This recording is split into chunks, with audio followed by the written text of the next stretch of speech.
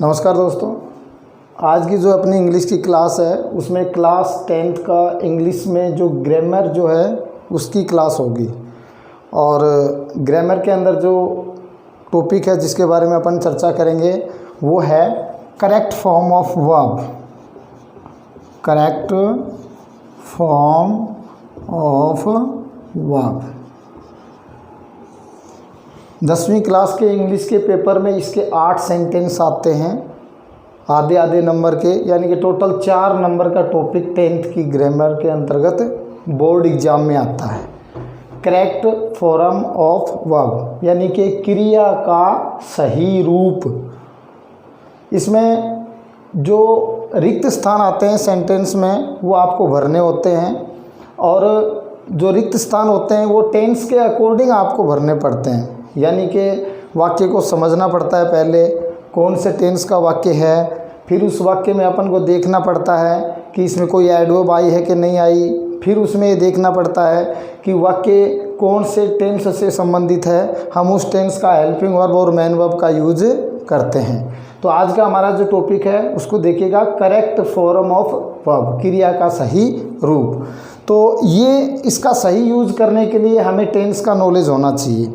प्रत्येक टेंस का knowledge plus में उसकी जो एडवर्ब होती है उसका नॉलेज भी होना चाहिए, क्योंकि एडवर्ब का सीधा सीधा संबंध है वो वर्ब से होता है। तो टॉपिक को आगे बढ़ाते हुए हम चर्चा करेंगे टेंस के ऊपर, यानी कि पहले टेंस के बारे में देखेंगे। टेंस जो है जिसको हिंदी में काल बोलते हैं, ये लैटिन भाषा के टेम्पस से बना है। टेम्पस ये कौन सी भाषा का है? लैटिन भाषा का। लैटिन भाषा का वर्ड है टेम्पस, ठीक है। और टेम्पस का अर्थ होता है टाइम। टाइम यानी कि किसी सेंटेंस के अंदर कोई भी सेंटेंस होता है उसमें टेंस का संबंध सीधा सीधा टाइम से होता है।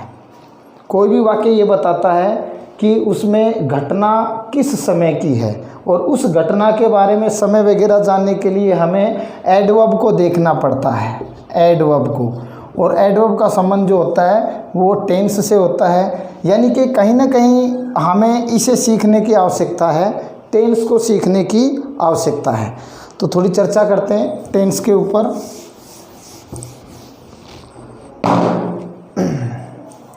देखिए, वैसे तो टेंस 2 ही होते हैं, लेकिन समझाने की दृष्टि से इसको 3 भागों में बांट दिया गया है। एक तो आपका प्रेजेंट, दूसरा आपका पास्ट, एंड तीसरा जो है वो है फ्यूचर। जब हम किसी इंग्लिश की स्टैंडर्ड बुक में जाएंगे तो टेंस 2 प्रकार के होते हैं, एक तो प्रेजेंट और एक पास्ट। फ्यूचर तो केवल क्या है, एक कॉन्सेप्ट है, लेकिन बच्चों को समझने की दृष्टि से फ्यूचर भी एक टेंस बना दिया गया है। प्रेजेंट जो होता है वो वर्तमान काल जो होता है वो होता है। पास्ट जो होता है वो भूतकाल होता है, बीता हुआ। फ्यूचर जो होता है वो भविष्य काल यानी आने वाला समय। वो सभी वाक्य इसमें रखे जाते हैं। तो टेंस 3 प्रकार के हो गए। इसको प्रत्येक को 4-4 भागों में बांटा गया है। इसको और आसान बनाया गया है, यानी कि प्रेजेंट जो है इसका पहला टेंस है उसको प्रेजेंट इंडेफिनिट बोला गया है। प्रेजेंट इंडेफिनिट टेंस, ठीक है। दूसरा जो है ये प्रेजेंट कॉन्टिन्यूअस, ठीक है, टेंस। तीसरा जो है प्रेजेंट परफेक्ट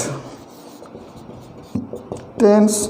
चौथा जो है प्रेजेंट परफेक्ट कॉन्टिन्यूअस टेंस। ये शॉर्ट में लिख रहा हूँ, पर का मतलब परफेक्ट, कौन का मतलब कॉन्टिन्यूअस। दूसरा जो है इसके 4 भाग हो गए। पास्ट में अपन को केवल क्या करना है, प्रेजेंट की जगह पास्ट करना है, यानी कि पास्ट इंडेफिनिट टेंस। दूसरा जो है पास्ट कॉन्टिन्यूअस टेंस। तीसरा जो है पास्ट परफेक्ट टेंस। चौथा जो है पास्ट परफेक्ट टेंस। अब अगला जो नंबर है वो फ्यूचर का आता है, तो फ्यूचर इंडेफिनिट टेंस। दूसरा जो है फ्यूचर कॉन्टिन्यूअस टेंस। तीसरा जो है फ्यूचर परफेक्ट टेंस। और इसमें लास्ट जो है वो फ्यूचर परफेक्ट कॉन्टिन्यूअस टेंस। तो कुल मिला के बच्चों इसमें 12 टेंस हो गए, 4 प्रेजेंट के, 4 पास्ट के और 4 फ्यूचर के। करेक्ट फॉर्म ऑफ वर्ब को समझने के लिए हमें इन सभी टेंस में ना इनकी विशेषताएं अपने को सीखनी है 1 बाय 1। तो अपनी पहली क्लास के अंदर अपन देखेंगे कि प्रेजेंट की 4 टेंस होते हैं, पास्ट के भी ये 4 होते हैं और फ्यूचर के भी ये 4 होते हैं। सबसे पहले इंग्लिश सीखने के लिए हमें इनके नाम याद रखने पड़ेंगे सभी के। कोई नई बात इसमें नहीं है कि प्रेजेंट जो है इसमें कुछ मीनिंग आपको याद करने पड़ते हैं। जैसे टोटल मीनिंग जो याद करने, टेंस का याद कर लिया, प्रेजेंट, पास्ट और फ्यूचर, 4 मीनिंग तो ये हो गए। इंडेफिनिट 5, कंटिन्यूअस 6, परफेक्ट 7, कुल 7 मीनिंग है जो बार बार रिपीट हो रहे हैं। यानी कि प्रेजेंट का present indefinite, present continuous, present perfect और प्रेजेंट परफेक्ट कंटिन्यूअस। इसी प्रकार प्रेजेंट की जगह पास्ट रखेंगे, past indefinite tense, past continuous tense, past perfect, इसमें पास्ट परफेक्ट कंटिन्यूअस। ये future indefinite tense, future continuous tense, future perfect tense और future perfect continuous tense. तो ये कुल 12 टेंस हैं। अब कुछ एग्जाम्पल देखेंगे करेक्ट फॉर्म ऑफ वर्ब के, वो एग्जाम्पल देखिएगा। एग्जाम में कैसे क्वेश्चन आते हैं अपने वो देखेंगे। एग्जाम में क्वेश्चन कैसे आते हैं, जैसे मैं यहाँ पे एग्जाम्पल लिख रहा हूँ।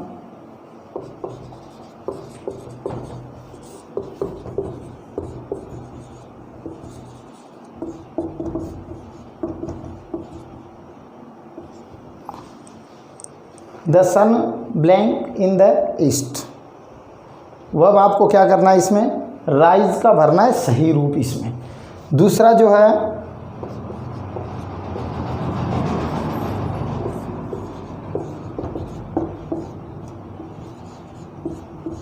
दूसरा सेंटेंस है, इसमें आपको TELL टेल बोलना, तो इसका वर्ब भरना है।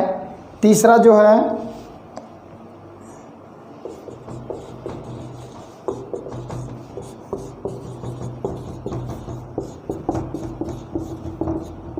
Honesty is the best policy. पढ़ा होगा आपने एग्जाम्पल के अंदर कहीं ना कहीं। बी का रूप भरना है। नेक्स्ट जो है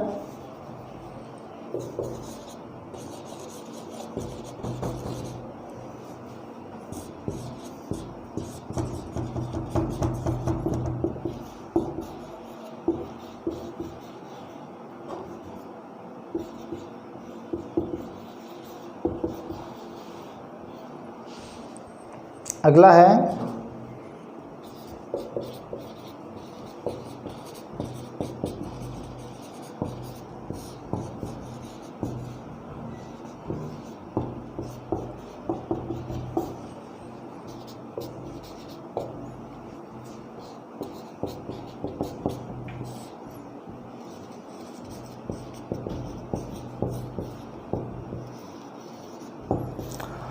कुछ एग्जाम्पल बोर्ड पे लिखे हैं करेक्ट फॉर्म ऑफ वर्ब के।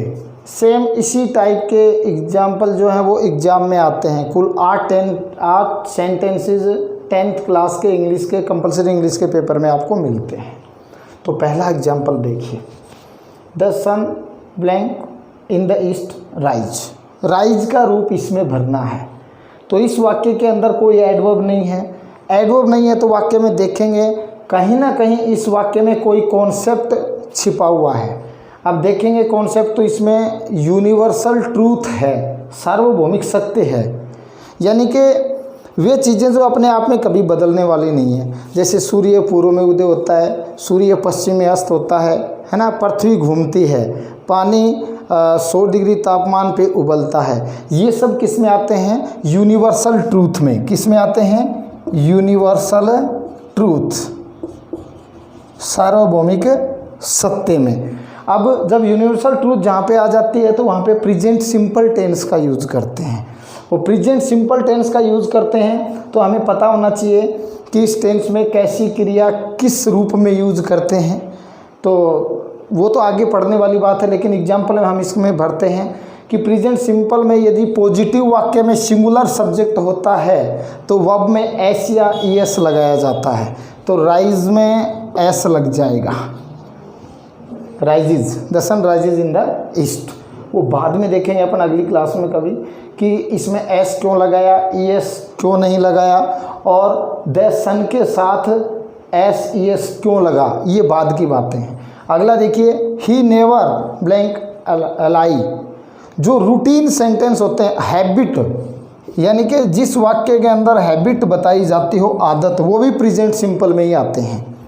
अब नेवर वर्ड इसको बताता है। Always, never, seldom, rarely, occasionally, generally, ये सारे प्रेजेंट सिंपल की एडवर्ब होती हैं। तो नेवर कभी नहीं, ठीक है। तो नेवर आ गया प्रेजेंट सिंपल, ही आ गया, ये भी सिंगुलर है तो इसमें भी एस एस लगता है तो इसमें टेल्स हो जाएगा। ही नेवर टेल्स अ लाई, वह कभी झूठ नहीं बोलता।